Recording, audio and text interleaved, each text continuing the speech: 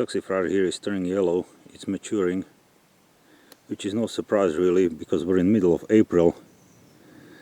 Granted, there's snow on the floor, on the ground, and it's freezing like in January. So much for climate change. Well, I guess there is climate change. Winters are getting longer and they're getting much colder. Year after year it's getting more brutal in winter. And it lasts longer. But plants have to grow when their time comes. Snow or no snow. But Saxifrage is not why I'm here today.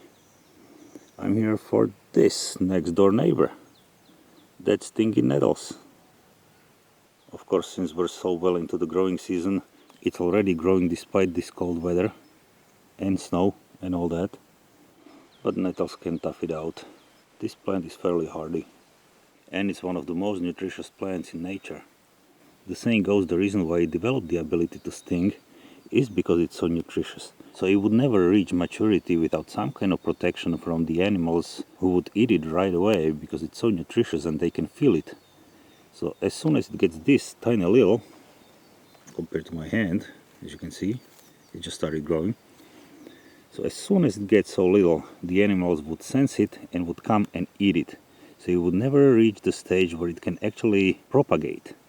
So apparently it developed this ability to sting. So when an animal comes, tries to eat it, gets stung on the nose, gets itchy and leaves it alone, then the plant can keep growing, mature, develop seeds and propagate. And that's why it's one of the most powerful medicinal herbs out there.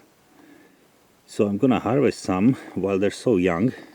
Stinging nettles is a very abundant plant, so you can't really over harvest it because it grows everywhere in large numbers thanks to its protection, the stinging ability. So you can harvest it big time even when so small. When you come back in summer, there'll be a whole slew of them, big ones up to your waist. So I'm gonna harvest some today, but to do that I brought with me gloves. Otherwise I'd get stung on my hand and it would be difficult to touch things for a few days. So let me put this thing on and I'll get going.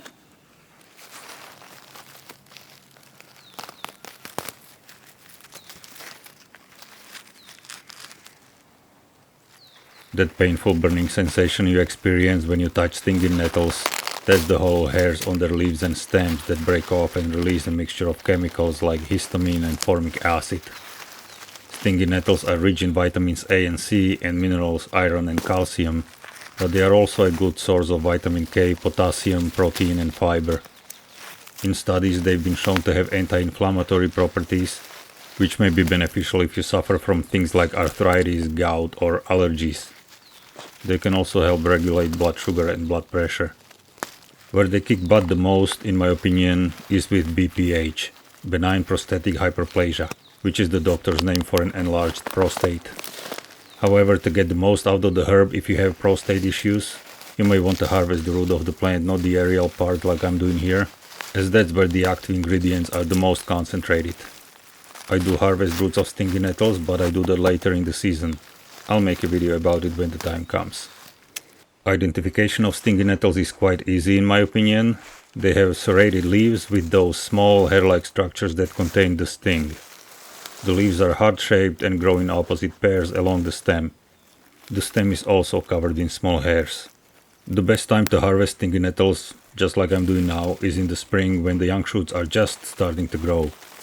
Those stinging hairs that I've been talking about, they give them protection against herbivores, but the plant is not wholly immune to things like mites, mold, and even some caterpillars munch on stinging nettles.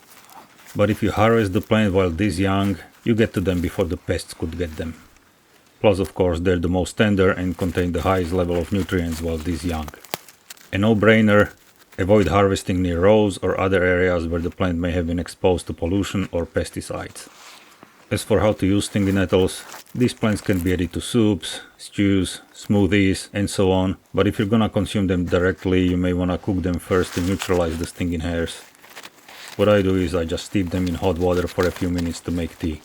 That's how I take stinging nettles.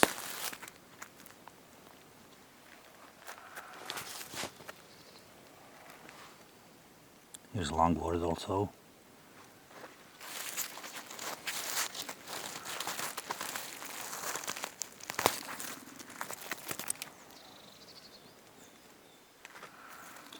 More lungwort. Actually, I could harvest some of that too.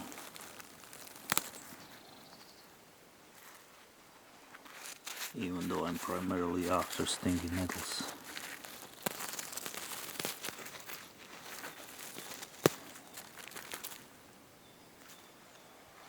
I'll get this one as well. Maybe some other lungwort. I don't need gloves for those, but I'm not gonna take them off.